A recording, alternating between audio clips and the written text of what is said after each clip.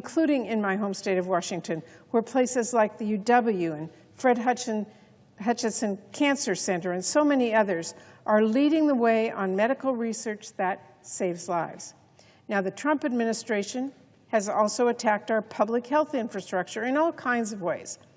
Earlier this month, his administration came this close to outright canceling billions in funding for mental health care and substance use prevention and treatment before the outcry forced them to reverse course. Well, our bill rejects President Trump's asks to rubber stamp his public health sabotage. Instead, it doubles down on life-saving public health investments. It rejects Trump's efforts to slash opioid response funds. It rejects his proposal to chop CDC in half. And it rejects his call to end programs like Title X, the Teen Pregnancy Program, essential HIV initiatives, and more. In another sign of just how out of touch Trump is, we've seen him attack child care, trying to rip out a cornerstone of our economy, regardless of how many kids and working parents it would hurt, regardless of how many small businesses it would send spiraling. Trump also tried to eliminate preschool development grants. Our bill sustains this funding, and it increases funding for programs like Head Start and Child Care Development Block Grant. Make no mistake, this was an uphill battle, given the really tough funding constraints we faced this year. But I fought hard, and we got this done. This bill also rejects Trump's dream of slashing public education funding and instead provides a bit more for our K-12 schools. All told, we rejected $12 billion in proposed cuts at the Department of Education and President Trump's request to abolish the department. President Trump wanted to slash the maximum Pell Grant by over $1,000, and we said, absolutely not. And right now, we are still learning new details about how Trump and his Doge flunkies misused Americans' Social Security information and did untold damage to the Social Security Administration. Every American should be outraged by the way this administration has tried to sabotage Social Security. We have seen with our own eyes how citizens and peaceful protesters and legal observers are being not just harassed, but assaulted and detained and even killed by Trump's agents. The killings of Renee Good and Alex Preddy really shock the conscience. They demand action. They demand accountability and justice.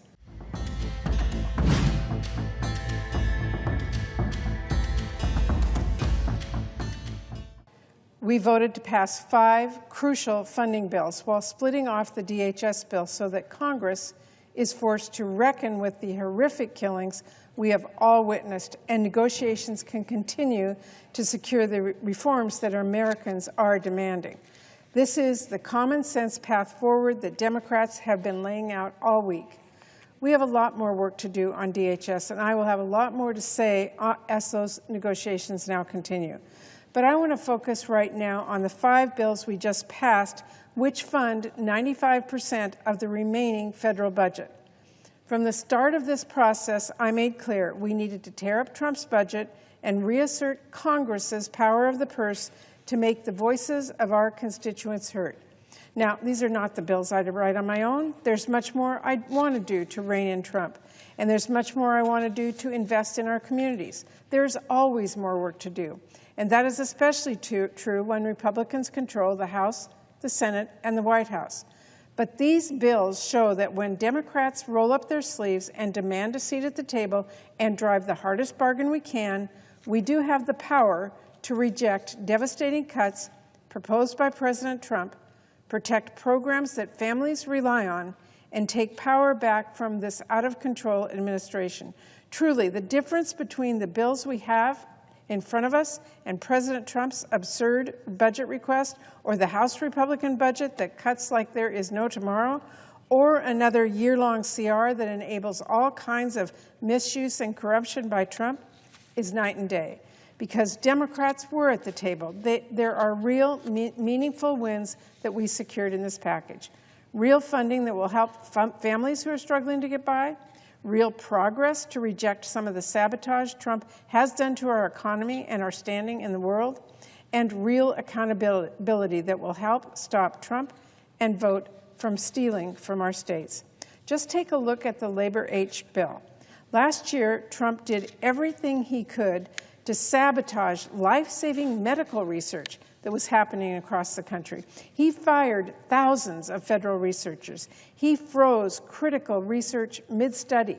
And he held up billions of dollars that should have been going to researchers nationwide, including in Washington state. Work on cancer treatments and Alzheimer's, diabetes, heart disease, and much more. All of that was put in grave jeopardy. And if that weren't enough, Trump proposed taking an axe to medical research with a whopping 40% cut. Now, the bill that we just passed, we said, no, we are not going to do that. Instead of slashing medical research funding by 40%, we're going to invest nearly $500 million more. It rejects Trump's plan to gut NIH funding. It once again rejects his illegal plan to set a cap that would devastate biomedical research institutes across the country. And it rejects Russ Vought's scheme to have NIH award all of its multi-year grants in one lump sum, something that would mean thousands of fewer grants that were awarded and thousands fewer chances to discover medical breakthroughs. Protecting NIH funding is a huge deal for researchers across the country, including in my home state of Washington, where places like the UW and Fred Hutchinson Cancer Center and so many others are leading the way on medical research that saves lives. Now, the Trump administration has also attacked our public health infrastructure in all kinds of ways. Earlier this month, his administration came this close to outright canceling billions in funding for mental health care and substance use prevention and treatment before the outcry forced them to reverse course. Well, our bill rejects President Trump's asks to rubber stamp his public health sabotage. Instead, it doubles down on life-saving public health investments. It rejects Trump's efforts to slash opioid response funds. It rejects his proposal to chop CDC in half. And it rejects his call to end programs like Title X, the Teen Pregnancy Program, essential HIV initiatives, and more. In another sign of just how out of touch Trump is, we've seen him attack child care, trying to rip out a cornerstone of our economy, regardless of how many kids and working parents it would hurt, regardless of how many small businesses it would send spiraling. Trump also tried to eliminate preschool development grants. Our bill sustains this funding, and it increases funding for programs like Head Start and Child Care Development Block Grant. Make no mistake, this was an uphill battle, given the really tough funding constraints we faced this year. But I fought hard, and we got this done. This bill also rejects Trump's dream of slashing public education funding and instead provides a bit more for our K-12 schools. All told, we rejected $12 billion in proposed cuts at the Department of Education and President Trump's request to abolish the department. President Trump wanted to slash the maximum Pell Grant by over $1,000, and we said, absolutely not. And right now, we are still learning new details about how Trump and his Doge flunkies misused Americans' Social Security information and did untold damage to the Social Security Administration. Every American should be outraged by the way this administration has tried to sabotage Social Security. And I made sure that our bill increases funding so SSA can start to repair some of the damage.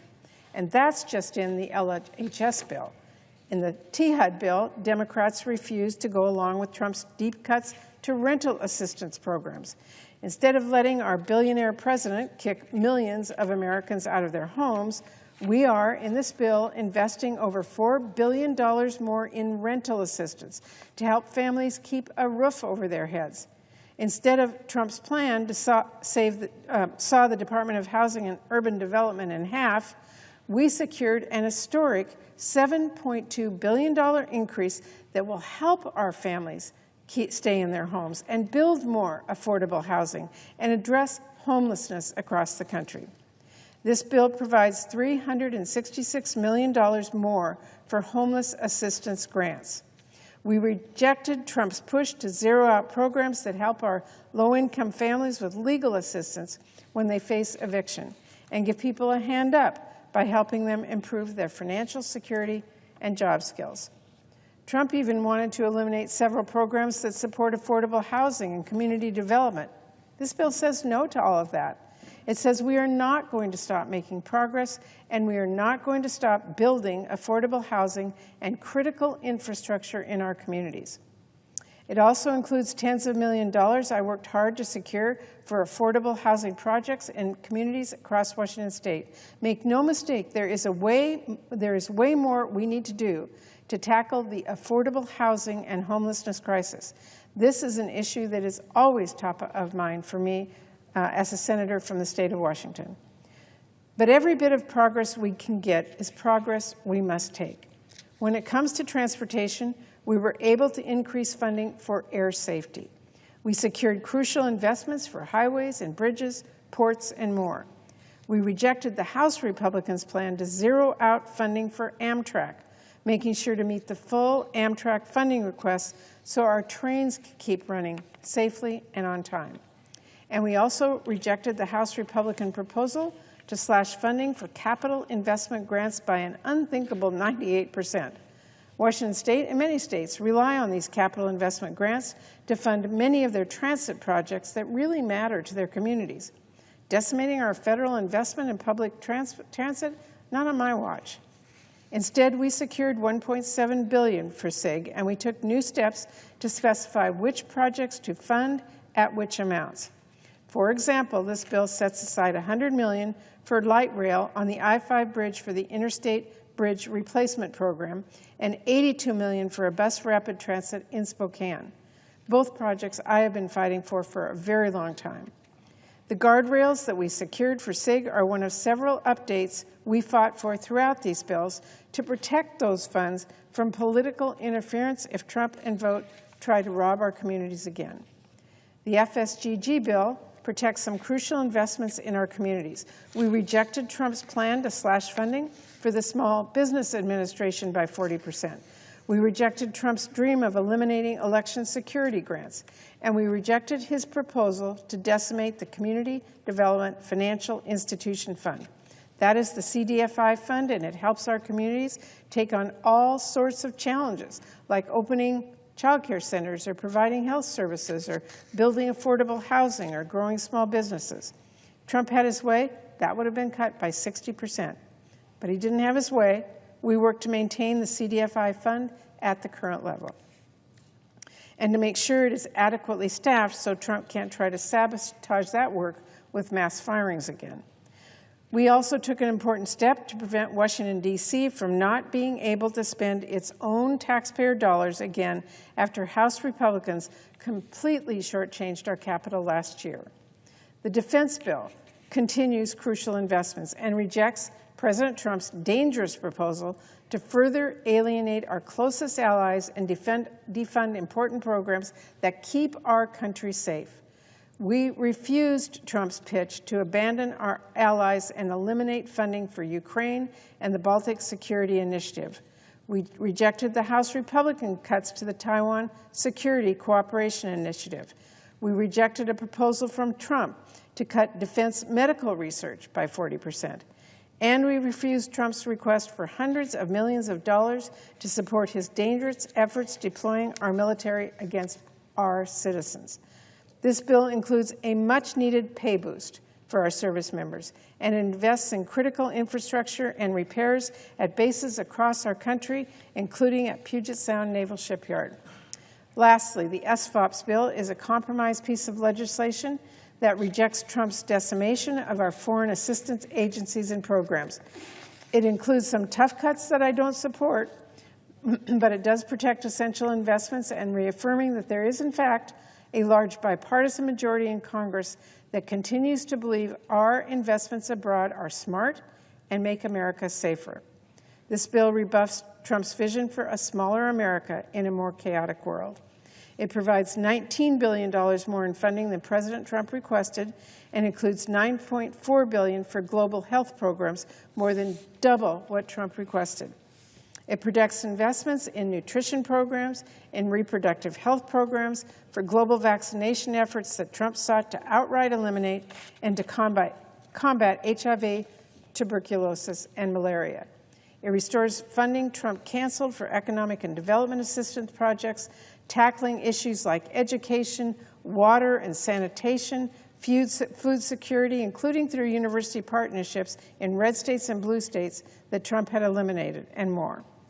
It rejects his efforts to eliminate all the funding for the U.S. to have a seat at the table at the UN and many other international organizations. It rejects the closure of USAID, the U.S. Agency for Global Media, and its grantees and other independent entities. And critically, this bill includes new transparency and oversight requirements to close loopholes that were abused by the Trump administration and helps make sure these funds are used as Congress intended. All told, these 5 bills we passed reject President Trump and House Republicans' worst ideas to defund programs that Americans actually count on. And they reject every single new and extreme far-right policy rider that was put on the table. But as I mentioned at the top, these bills also do one other critical thing, really important. They reassert Congress's power over spending. That is really important, and it's something that has guided my thinking at every step of these negotiations. We have now passed 11 of the 12 funding bills for the year here in the Senate, and enactment of each of these bills takes power back from the corrupt president. Unlike the year-long CR that passed last March, these bills provide literally hundreds upon hundreds of specific funding levels and directives that this administration must now, by law, follow. Is that the answer to all of this administration's corruption? No, but it is meaningful, and boy, does it matter. That means that President Trump and his cabinet secretaries will not have the legal authority again to cut or entirely defund programs Congress, all of us, funded, just to free up taxpayer dollars for their own priorities. And it means Russ Vought does not, again, have the legal authority to pick and choose what projects to fund, robbing blue states of funding and using federal dollars for political retribution. No doubt there is a lot more I would have liked to do in these bills to rein in an out-of-control administration. And while I wish Republicans would have been willing to do more on that front, these bills do take a big step forward, ensuring that Congress, not Trump, not any president, decides how our taxpayer dollars get spent. Now, I said earlier these bills were not what I've written on my own, but I do want to underscore they're not even close to what the president wanted if he had his way. But in this country, our budgets are not written by presidents. We are not governed by kings. We are governed by people, like the moms and dads back home in my state, who I hear from every day and who I fight for. Thanks to Article 1 of our Constitution, it was those families and this former preschool teacher, someone you might refer to just as a mom in tennis shoes, who had the final say on how these taxpayer dollars got spent. That is the beauty of America, Mr. President. The people elect this Congress, and their representatives, preschool teachers, doctors, farmers, lawyers, even astronauts, we all come together, and we, Congress, decides how to fund America's budget, not the guy in the White House. Now, before I wrap up, I'd like to again acknowledge my colleagues across the Capitol who came to the table with us to do the hard work of hammering these bills out. Getting these funding bills written and passed is not simple, even under the best of conditions. But it is important that we were able to come together, write full-year bills that reassert our congressional power of the purse and protect many investments that our families rely on. So I want to thank my counterparts, Chair Collins, Chair Cole, Ranking Member DeLauro, all their staff for the endless work on all these packages. And I also want to thank all of our subcommittee leaders, Senator Baldwin and Senator Capito on LHHS, Senator Gillibrand, Senator Hyde-Smith on THUD, Senator Reid and Senator Haggerty on FSGG, Senator Coons and Senator McConnell on defense, and Senator Schatz and Senator Graham on SFOPs. And I want to thank their counterparts in the House as well, Representatives DeLauro and Adderholt, Clyburn and Womack, Hoyer and Jost, McCollum and Calvert, and Frankel and Diaz-Balart. Of course, our work is not done. there's always more work to do to hold this administration accountable, including the works Democrats have been demanding to be part of the DHS funding bill. We pushed hard to force Republicans to join us at the table in this, because it is plain as day to Americans across the country that ICE and CBP have gotten out of control. We have seen with our own eyes how citizens and peaceful protesters and legal observers are being not just harassed, but assaulted and detained and even killed by Trump's agents. The killings of Renee Good and Alex Preddy really shock the conscience. They demand action. They demand accountability and justice. Democrats are insisting that happens. And it's a good thing that at least some Republicans are finally listening to the American people who are outraged by what we're all seeing and who are fed up with the insane lies we have heard from this administration. Now they need to join with us to finalize a serious deal that holds DHS accountable. I will be pushing very hard to make sure we secure common sense solutions that actually meet this moment and take the reins away from Stephen Miller and Secretary Noem.